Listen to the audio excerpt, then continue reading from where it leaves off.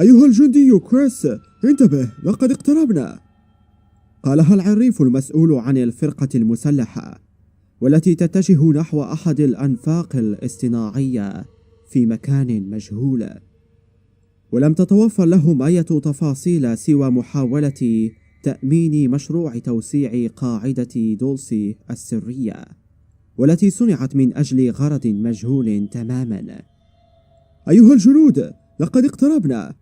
استعدوا الآن للتأمين والاقتحام ومسح المنطقة ضد أي مخاطر محتملة.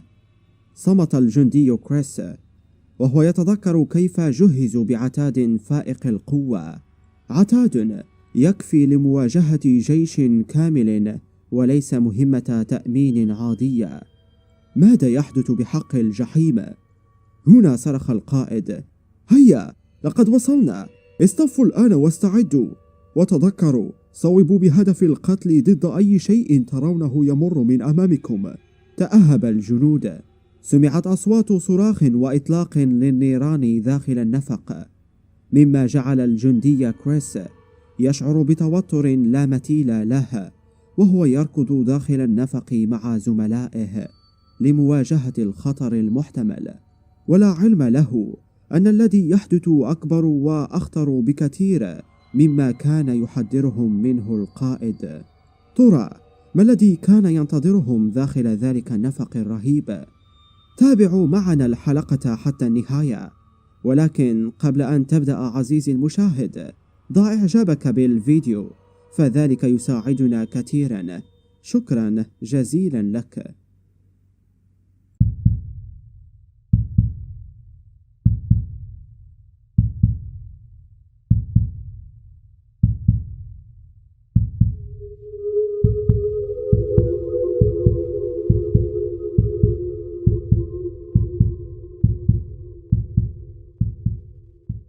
بسم الله والصلاة والسلام على رسول الله. أعزائي المشاهدين، السلام عليكم ورحمة الله وبركاته. هل نحن الوحيدون في كوننا الفسيح؟ سؤال قديم بعض الشيء، بل ويستهلك تماما. ولكن هنالك سؤال آخر: هل نحن الوحيدون على هذا الكوكب الذي نعيش به؟ إن الأرض التي نعيش بها لا نعلم عنها سوى جزء يسير، بها العديد والعديد من الألغاز، ما يكفي لأن تفنى حياتك بأكملها ولن تتوصل إلى أي شيء. إنها فقط ألغاز وأسرار لا يمكنك تفهمها ولا يمكن لعقلك استيعابها. حضارات غامضة، آثار غريبة، أماكن مجهولة، والرماديون، وهم موضوع حلقتنا اليوم. وإذا ما سألتني من هم الرماديون، سأخبرك بأنهم مخلوقات مثلنا، ولكن الفرق بيننا وبينهم أننا بشر وهم صنف آخر عاقل ولكن بلا مشاعر، وهم السر الأعظم الذي قد يدفع قادة أعظم الدول حياتهم نفسها لإخفائه بل وإنكاره تماما، بالرغم من انتشار رواياتهم على مدى واسع للغاية عالميا. الرماديون أو الرماديين هي كائنات شبيهة بالبشر، ولكنهم ذوي صفات متغيرة تماما عنا. وقد وصفهم بعض الناس الذين تعاملوا معهم بصفة مباشرة أو خطفوا على أيديهم، وقد أطلق عليهم اسم الرماديين لأن لونهم رمادي في معظم الأوقات، ولكن يتحول لونهم للون الأصفر عند الشعور بالجوع والحاجة إلى الغذاء. قيل بأنهم لا يأكلون الطعام مثلنا، بل هم مثل بعض الحشرات يمتصون الغذاء عن طريق إفراز مواد تذيب أي مادة عضوية، ثم يتم امتصاصها أيضا عن طريق الجلد. أسلوب فريد من نوعه، ولكنه مقزز أيضا. وكل المعلومات التي وصفتهم حينما تم فتح أمرهم إلى العلن بأنهم مخلوقات عاقلة وذكية، ولكنهم لا يملكون مشاعر مثل بني البشر، ولا يفهمون لغة العواطف، وهم متقدمون للغاية في المجال العلمي والتكنولوجي، بل ويتفوقون علينا إلى حد كبير من حيث العلوم والاكتشافات. قيل بأن الرماديون لا يعدون فصيلة واحدة، بل هم فصيلتين، الأولى تعيش في الفضاء الخارجي، والثانية تعيش في جوف الأرض. نعم عزيزي المشاهد، كما سمعتني جيدا، يعيشون أسفلنا، جوف الأرض، حيث قيل كثيرا بأن داخل الأرض لا يوجد براكين ونيران مستعرة، ولكن توجد سماء وأنهار ومخلوقات وهواء، وكل ما يؤدي إلى نشوء حياة هناك. وهي نظرية جوف الأرض التي تم فتحها كثيرا من قبل المؤمنين بنظرية المؤامرة. وقد قيل بأننا جميعا عرضة للاختطاف من قبل الرماديين، ولكن لهدف غريب للغاية، وهو التكاثر. ولكن كيف تم فتح كل تلك المعلومات؟ سؤال منطقي، ولكن لكي نجيب عنه لا بد من الرجوع بالزمن قليلا.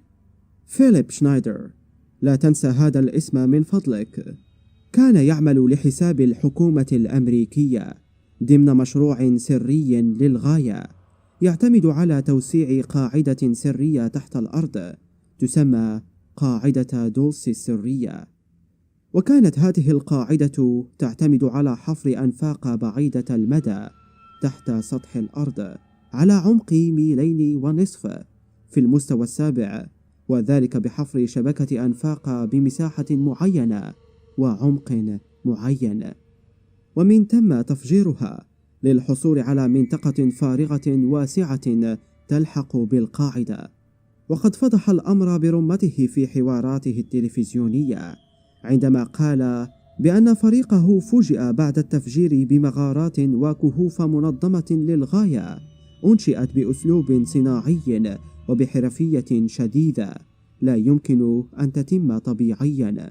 وقد وجدوا الكثير من الأجهزة الغريبة والمكونات التكنولوجية الغير بشرية أو أرضية تعمل، ثم صعقوا عندما وجدوا مخلوقات غريبة تواجههم هناك، وقد أطلقوا عليهم لقب الرماديون. وهنا كانت حربا مستعرة بين فريق شنايدر وهؤلاء الرماديين، وقد قال بأن أسلحتهم غريبة ومتطورة وفشلوا تماما في التصدي لهم، فقد كان فريقه مكون من 30 فرد، وجاء بعدها 40 جنديا دعما لهم، وقد ماتوا جميعا في تلك الحرب الصغيرة التي تمت أسفل القاعدة تحت الأرض. وقال بأنهم يرتدون دروعا غريبة ترتد عنها طلقات الرصاص قبل أن تمس أجسادهم، وقد مات منهم 4 مخلوقات فقط بالمقابل. وقد قال بأنه أصيب إصابة بالغة عبر سلاح غريب أنشأ ثقبا في جسده وتسبب بإصابته بعد ذلك بمرض السرطان، مما يشير إلى أنهم يستخدمون أسلحة إشعاعية. وقال بأنها كانت قاعدة كاملة تعج بهم، وبأن لهم قواعد كثيرة تحت الأرض ومنتشرة في كل مكان في جوف كوكب الأرض. وأضاف شنايدر في شهادته إن الولايات المتحدة الأمريكية حاربت ضد هذه الكائنات عام 1979، وقد شاركت أنا في هذه الحرب ضد هذه المخلوقات. وإنه قبل ذلك كانت هناك اتفاقية بين أمريكا والمخلوقات التي تسكن جوف أرضنا وتسمى بمعاهدة غويادا عام 1954. وتنص المعاهدة الصادمة للغاية على أن الحكومة الأمريكية سوف تمدهم بالذهب والحيوانات مثل الأبقار والماشية من أجل الغذاء وإجراء تجارب للاستنساخ مبدئيا. وأقول مبدئيا لأنهم فيما بعد سمحوا لهم باختطاف البشر بأعداد محددة وإجراء التجارب عليهم من أجل التكاثر وزرع أجنتهم داخل رحم الإناث المخطوفين بتكنولوجيا معروفة تسمى الاستنساخ.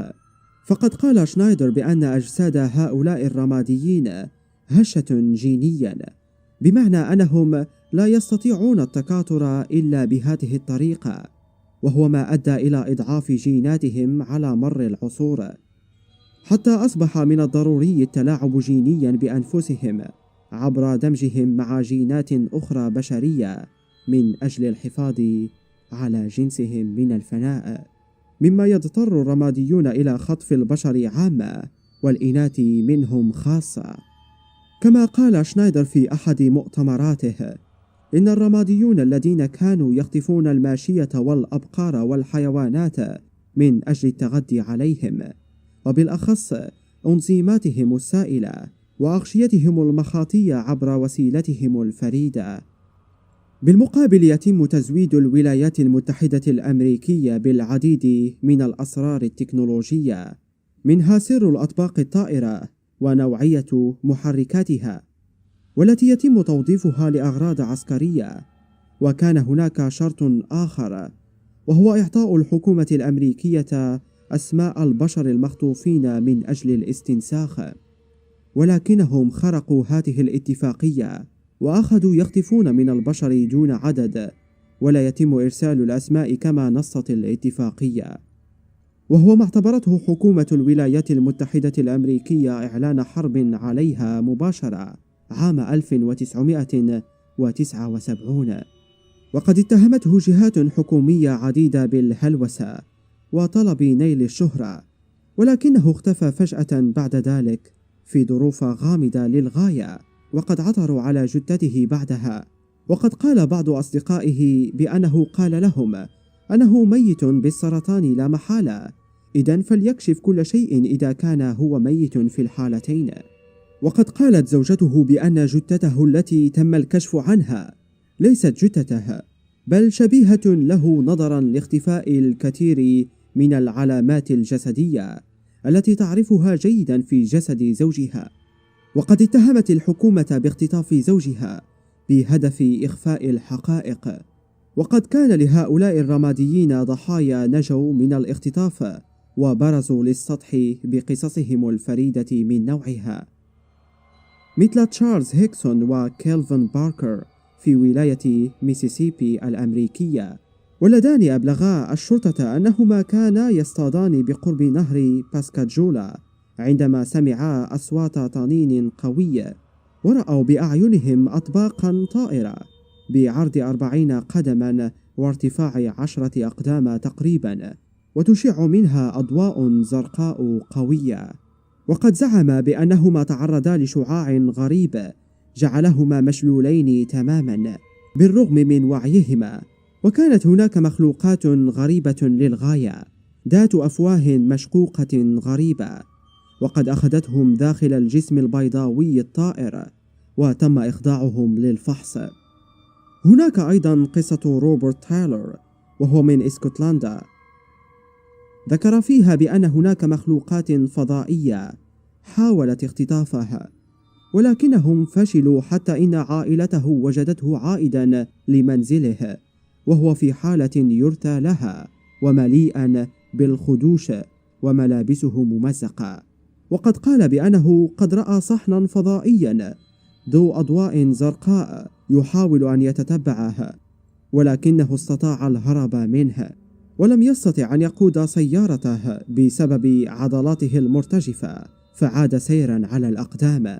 وقد أخبره معظم الأطباء بأن ما حدث له لم يكن سوى نوبة صرع أو سكتة دماغية أدت إلى تكون هلوسات بصرية لديه. أما بالنسبة للرماديون فمن يؤمنون بهم ونظرية جوف الأرض يقولون بأن كوكب الأرض يحوي 6 بوابات تؤدي لهم، وقد قال شنايدر بأن هذه البوابات معلومة لدى البشر، وهي في سيبيريا وعند الجيزة بمنطقة الأهرامات والمكسيك والعديد من المناطق المشهورة الأخرى. فما هو رأيك عزيزي المشاهد؟ هل تعتقد بأن كل ما قاله شنايدر حقيقة واقعة؟ وما هو السبب وراء ثقة الكثيرين به؟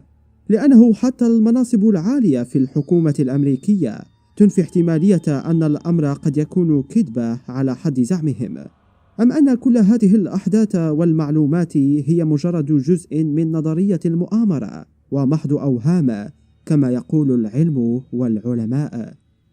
أخبرنا برأيك في التعليقات. جميع الحقوق محفوظة لقناة إكس فايلز. عزيز متابع قناة إكس فايلز، لا تنسى الإعجاب بالفيديو والاشتراك بالقناة، وأخبرنا برأيك في التعليقات. أيضا لا تنسى مشاهدة هذه الفيديوهات المميزة وتلك الموجودة في وصف الفيديو تشجيعا لنا على نشر المزيد من الفيديوهات بإذن الله تعالى. شكرا على حسن المتابعة. إلى اللقاء.